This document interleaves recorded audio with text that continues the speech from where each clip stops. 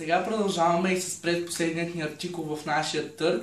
Той е най-скъп и е дарен от една уникална певица Теди Кацарова, която дава своя гривна подарък на Долче и Габана с златно покритие и оригинален марков пръстен, закупен от Италия. Сега Теди е на нашата линия, ще се радваме да се поговорим малко с нея. Здравей, Теди!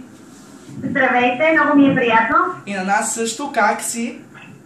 Много добре пътуваме заедно с Искрен Песов, другия участник в търга, къде още една благотворителна кауза, която е свързана с превенция за хепатит и ще имаме голям концерт тази вечер. Super, пожелаваме ви успех!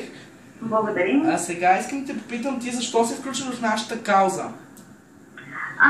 Смятам, че ние сме длъжни да подкрепяме всяка една кауза, която е свързана с здравето на нашите деца. И мисля, че е много добра идеята, защото единствено по този начин би могло да се даде по-голяма гласност и да има много по-голямо развитие на всяка една кауза.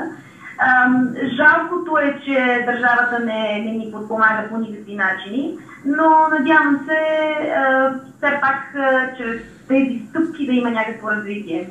Добре, благодарим ти много. А сега ще те помолим да призовеш всички твои, а не само твои фенове да се включат в нашия търг. Бих желала да помоля да върнем книжката на едно дете и нека да призова всеки един, който има доброта в сърцето си, да я покаже. Добре, благодарим ти много и ти пожелаваме приятно участие и дано помогнете. Дано и аз. Благодаря ви. Благодарим ви. И сега е време да обявя началната цена на нашия артикул. Началната цена на гривната с златно покритие е 300 лева, а на пръстената 50 лева. Благодарим ви.